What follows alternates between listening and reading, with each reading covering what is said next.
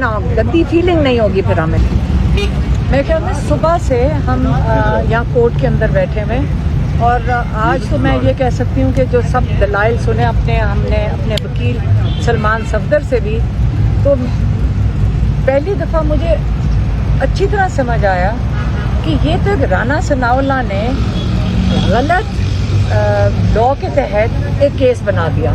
इसका मतलब कोई भी जो मर्जी केस बना दे।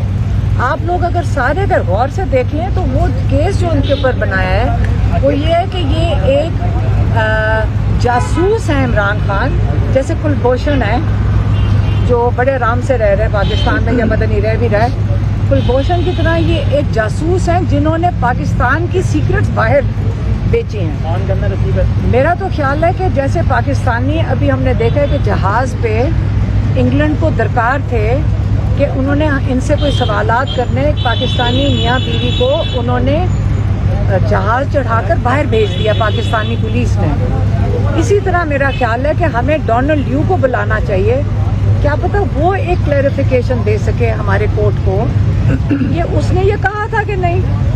अगर डोनाल्ड ल्यू को बुला लें कोर्ट में तो बेहतर होगा, जज साहब को भी मुतमईन हो जाएंगे, क्योंकि किसी को इतना सादी सी बात थी। अगर जज साहब, मुझे तरस आ रहा है हमारे जुडिशरी के ऊपर कि पता नहीं कितना उनके ऊपर ये बोझ डाल दिया गया है। सादी छोटी छोटी चीज़ें हैं और ये बोझ महसूस कर रहे हैं। लेकिन मेरी दरख्वास्त ये है कि हम डोनाल्ड ल्यू को रिक्वेस्ट करें, वो आके हमारे जज साहिबान को बता दे। 1 महीने से इमरान खान जेल में बैठे हुए हैं, तो ये फैसला नहीं हो सक रहा कि डोनाल्ड ल्यू ने ये कहा था कि नहीं कहा।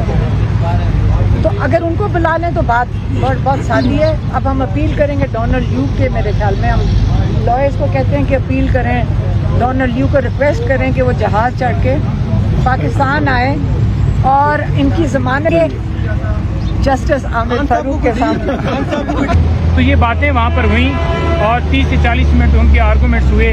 हम पूरी उम्मीद रख रहे थे कि आज ज़मानत खान साहब की जो है हर सूरत कन्फर्म होनी चाहिए, क्योंकि जिस तरह से बाहर से धमकी मिली और इमरान खान साहब ने अपना फरीज़ा अंजाम देते हुए एक ज़बरदस्त पाकिस्तानी होने के नाते उन्होंने अपना फरीज़ा अंजाम दिया और कौम को बताया कि किस तरह हमारे अंदरूनी मामलात में कोई मुदाखलत कर सकता है। जो इसके अंदर गुनाहगार थे, जिन्होंने ये सारा रोल अदा किया और हुकूमत को गिराया, बजाय ये कि उनके ऊपर कार्रवाई की जाए, खान साहब को पिछली 15 तारीख से इस झूठे मुकदमे में गिरफ्तार किया गया, जिसमें उनको ना पता है ना लीगल टीम को पता है।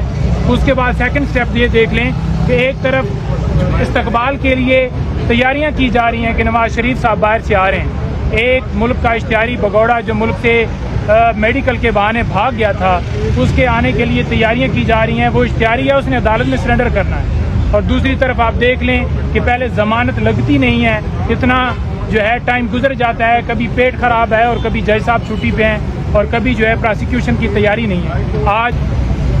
आज साइफर केस के अंदर आप सबके सामने फैसला आ चुका है कि खान साहब की ज़मानत खारिज कर दी गई, शाह साहब की ज़मानत खारिज कर दी गई।